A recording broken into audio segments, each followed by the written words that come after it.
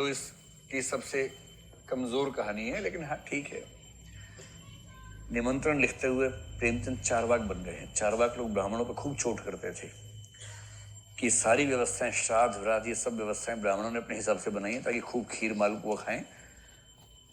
होता ना कि ब्राह्मणों को भोजन खिलाओ ताकि पुरखों को प्राप्त हो ऊपर।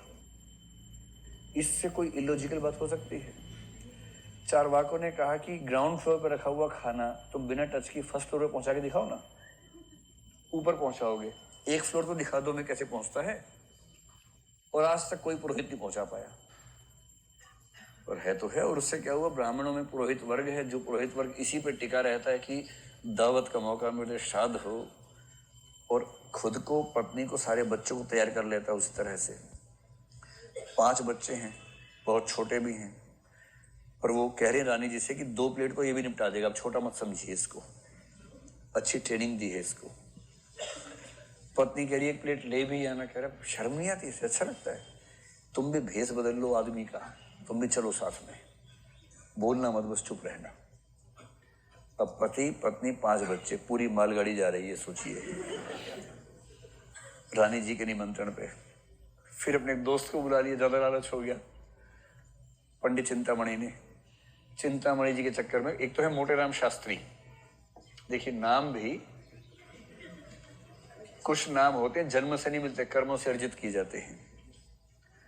और दूसरे हैं पंडित चिंतामणि। ये जल रहा है कि इसको न्योता नहीं आया रानी के यहाँ से। मोटेराम जी को आ गया है।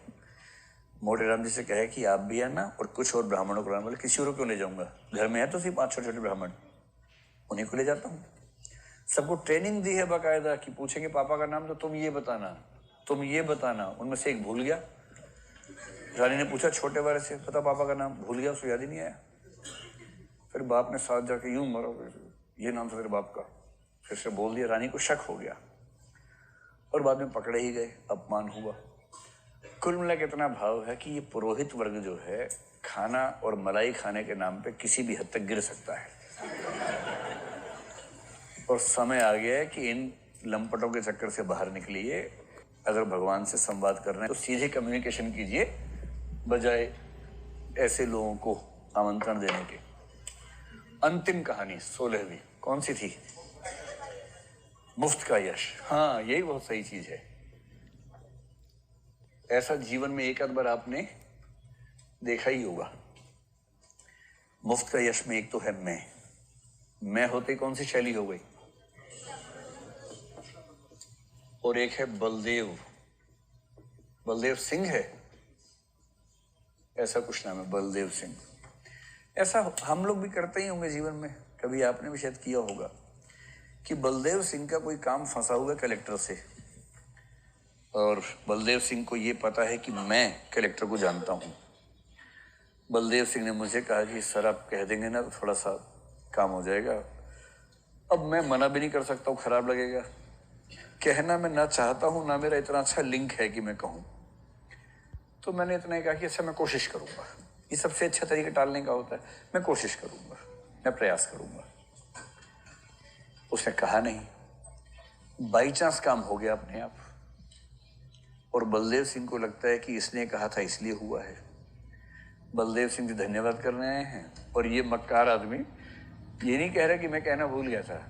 जैसे ही पता लगा कि काम हो गया है, कह रहा बहुत बहुत धन्यवाद, आपने करवाया, वरना होता ही नहीं काम। कह रहा नहीं ठीक है, दोस्ती में तो इतना करना ही पड़ता है। और फिर एक बात बोला, देखो एक बात ध्यान रखना, किसी को बताना मत, वरना लाइन लग जाएगी। तुम्हारा काम करवा दिया, सबका नहीं करवा सकता हूँ, ध्यान रखना। कह रहा जी जी मैं ध्यान रखूंगा इस बात का। ये होता है मुफ्त का यश। अगर आपको बाई मिस्टेक कोई यश मिल रहा हो, जैसे एक बार क्या हुआ, एक नदी में 3 बच्चे डूब रहे थे। एक आदमी कूदा, तीनों को बचा के ले आया।